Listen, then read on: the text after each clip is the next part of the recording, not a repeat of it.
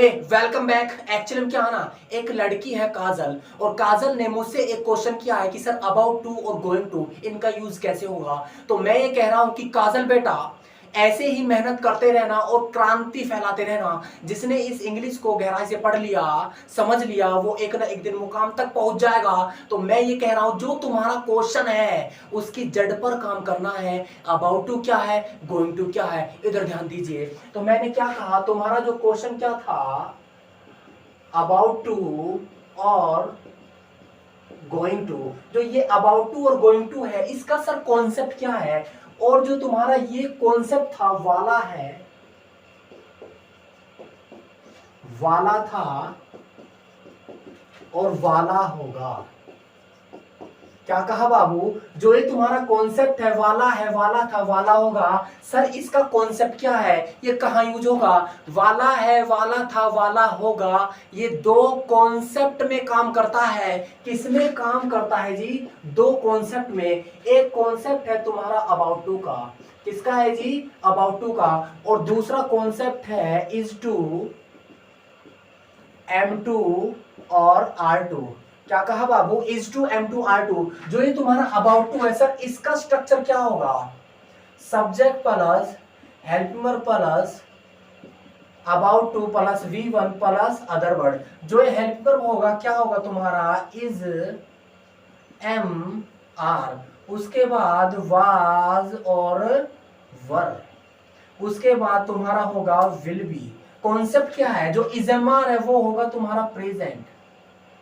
क्या होगा जी, प्रेजेंट। और जो ये तुम्हारा वाजवर है ये क्या होगा तुम्हारा पास्ट। उसके बाद जो तुम्हारा विल बी है ये क्या होगा तुम्हारा, ये होगा तुम्हारा फ्यूचर। कॉन्सेप्ट आ रहा है ना। उसके बाद मैंने क्या कहा, पढ़ा नहीं रहा, कॉन्सेप्ट दे रहा हूं। तो मैंने क्या कहा, यहाँ पर इजएमआर होगा तुम्हारा प्रेजेंट, और वाजवर होगा पास्ट, और तुम्हारा विल बी होगा क्या, फ्यूचर। उसके बाद is to M2 R2। Sir इसका स्ट्रक्चर क्या है, मैंने क्या कहा, subject plus helping verb plus to plus V1 plus हो जाएगा तुम्हारा क्या, अदर वर्ड। जो हेल्पिंग वर्ब होगा तुम्हारा क्या होगा जी, इज MR। क्या होगा जी, इज MR ओनली प्रेजेंट। उसके बाद मैंने क्या कहा sir, is to M2 R2 और अबाउट टू का यूज कब होगा, किस कंडीशन में होगा, वाला है, वाला था, वाला होगा। यदि हमें सेंटेंस बोलना हो तो कब हम इज टू का यूज करें, M2 का यूज कब करें, R2, और तुम्हारा अबाउट टू का यूज कब और कैसे होगा। इधर ध्यान दीजिए, इसका कॉन्सेप्ट क्या है सर। मैंने क्या कहा, यदि तुम ऐसे कहते हो I am to go to Delhi. क्या कहा बाबू, I am to go to Delhi, मैं दिल्ली जाने वाला हूं। सेंटेंस क्या है, मैं दिल्ली जाने वाला हूं। उसके बाद इसका दूसरा कॉन्सेप्ट क्या है, I am about to go to Delhi. क्या है जी, I am about to go to Delhi. ये भी वही है कि मैं दिल्ली जाने वाला हूं। सर डिफरेंस क्या है, फर्क क्या है। अब यहां ध्यान दीजिए, जहां तुम्हारा M2 आ जाए तो वो तुम्हारा क्या है, वो तुम्हारा नॉट अर्जेंट है।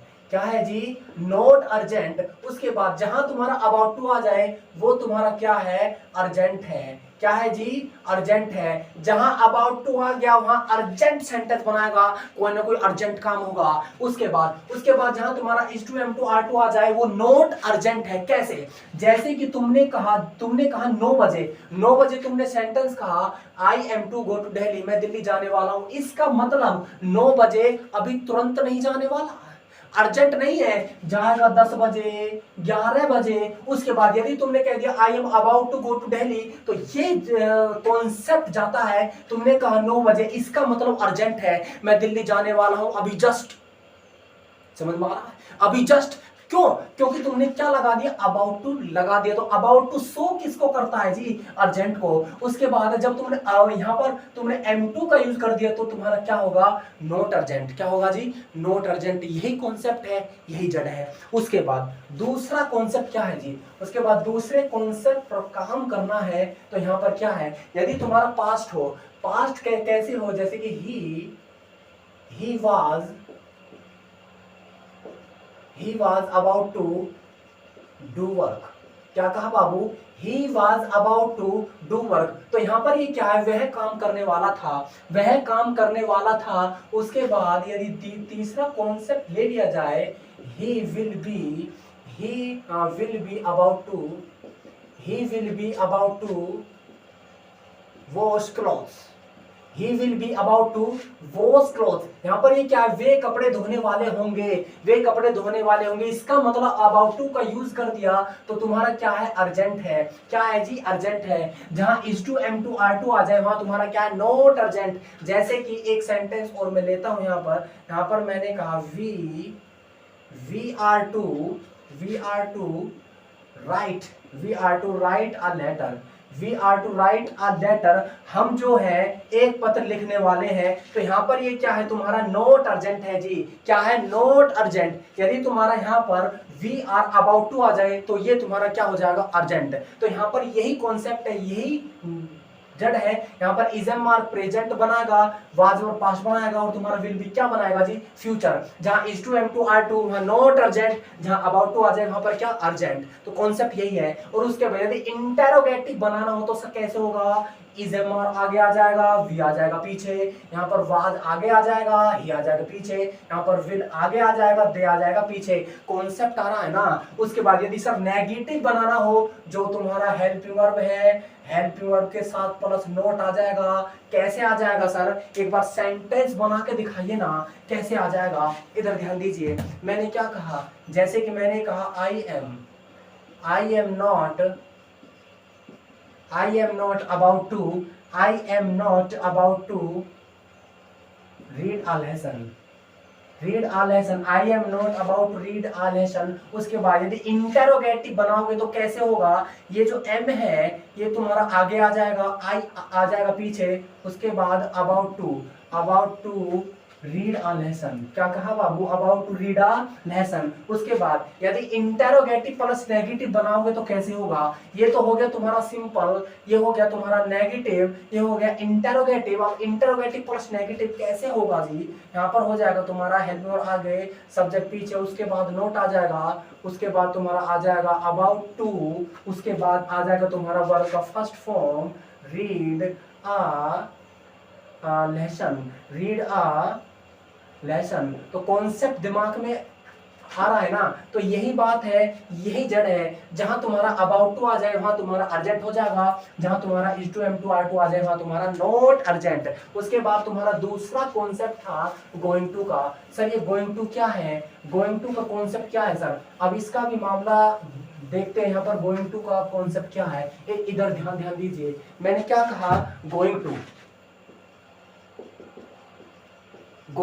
सर ये क्या है, ये कहाँ यूज होगा। एक चीज, एक कॉन्सेप्ट मैं दे रहा हूं, गोइंग टू के बाद हमेशा क्या चाहिए, V1 चाहिए। जब गोइंग टू के साथ V1 आ जाता है, जो तुम्हारा गोइंग टू है इसका कॉन्ट्रैक्शन फॉर्म बनता है gonna.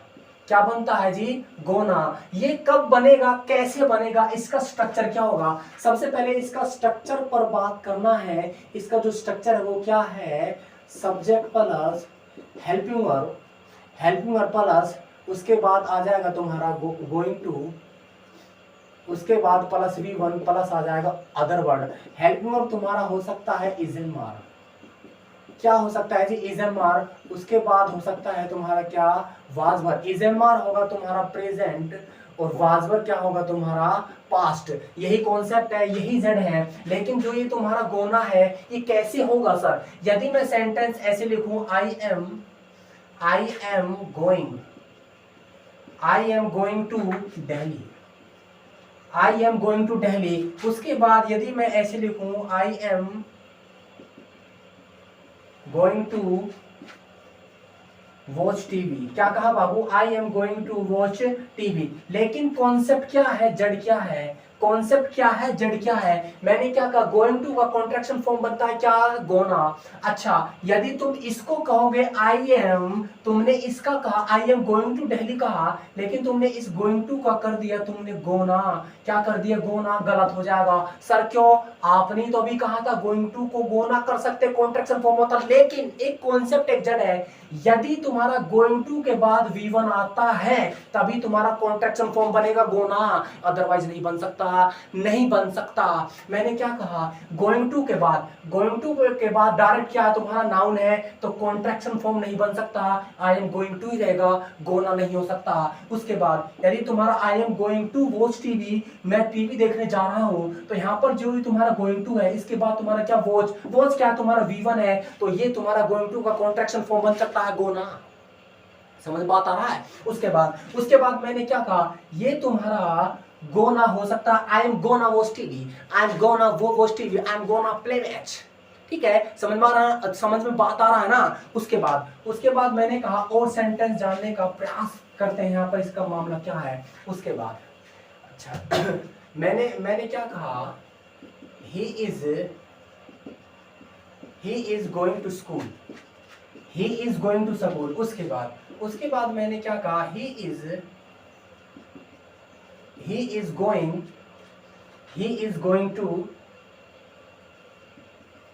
Right a letter, he is going to write a letter, he is going to school, वह स्कूल जा रहा है, और he is going to write a letter, वह एक पत्र लिखने जा रहा है। कहने का मतलब क्या है, वह एक पत्र लिखने जा रहा है। यहाँ पर क्या है, going to के बाद डायरेक्ट तुम्हारा क्या दे दिया, V1 दे दिया राइट, तो यहाँ पर ये तुम्हारा going to है, ये तुम्हारा कॉन्ट्रैक्शन फॉर्म बन सकता है gonna, he is gonna write a letter, he is gonna write a letter, क्योंकि इसके बाद क्या दे दिया, V1 है। लेकिन यहाँ पर तुम्हारा गोना का कॉन्ट्रैक्शन नहीं हो सकता, क्योंकि गोइंग टू के बाद वर्ब नहीं है, डायरेक्ट नाउन दे दिया, तो गलत कॉन्सेप्ट हो गया, सेंटेंस गोज टू रॉन्ग हो जाएगा। तो यहाँ पर यदि तुमने यहाँ पर गोना लगा दिया, तो समझ में बात आ रहा है। तो यहाँ पर तुम्हारा गोइंग टू के बाद यदि V1 है, तभी तुम्हारा यहाँ पर इसका कॉन्ट्रैक्शन फॉर्म तुम्हारा गोना हो सकता है, अदरवाइज नहीं हो सकता। जो भी तुम्हारा प्रेजेंट कंटिन्यूअस टेंस है, गोइंग टू के बाद डायरेक्ट नाउन आ जाए, तो तुम्हारा गोइंग टू का कॉन्ट्रैक्ट फॉर्म गोना नहीं हो सकता। गोइंग टू के बाद वर्ब का फर्स्ट फॉर्म होना अति आवश्यक है, जब भी तुम्हारा गोइंग टू का कॉन्ट्रैक्ट फॉर्म गोना हो सकता है। क्या कहा बाबू, गोना हो सकता है। इसका मतलब क्या है, मैं टीवी देखने जा रहा हूँ, मैं पानी भरने जा रहा हूँ, मैं खाना खाने जा रहा हूँ। इसका मतलब I am going to eat food, I am going to play match, I am going to watch TV. तो गोइंग टू के बाद जितना भी वर्ब आ रहा है, तो गोइंग टू का कॉन्ट्रैक्ट फॉर्म गोना बन सकता है। क्या बन सकता है, गोना बन सकता है। कैसे होगा, I am gonna watch TV, I am gonna watch TV, I am gonna play match, I am gonna eat food. समझ में कॉन्सेप्ट आ रहा है या नहीं आ रहा? मुझे देखा मत करो, कॉपी पेन निकाल दिया करो, पढ़ा नहीं रहा, कॉन्सेप्ट दे रहा हूं। क्या दे रहा हूं जी, concept. Okay, thank you, take care.